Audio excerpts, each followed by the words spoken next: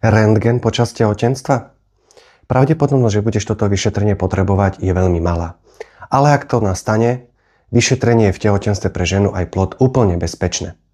Ak sa nejedná o rentgen brucha a malej panvy, je to v úplnom poriadku, tehotenstvo nie je priamo ožarované, brúško sa môže zakryť aj olovenou vestou, ale ak sa tak nestane, nič sa nedeje, pretože sa to robí väčšinou jednorázovo.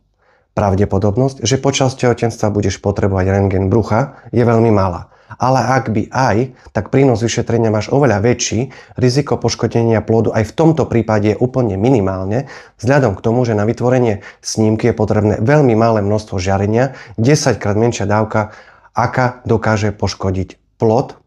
A ak sa dá, vždy sa budú snažiť nahradiť rentgen ultrazvukom či magnetickou rezonanciou. Takže tvrdenia poukazujúce na poškodenia plodu rentgenovým žiarením sú prežitok. Je bezpečné, samozrejme vyšetrenie aj napriek tomu absolvuješ, len ak je to nevyhnutné. A ak takýto rentgen absolvuješ, treba to ale obvodnému gynekologovi spomenúť. Takže takto.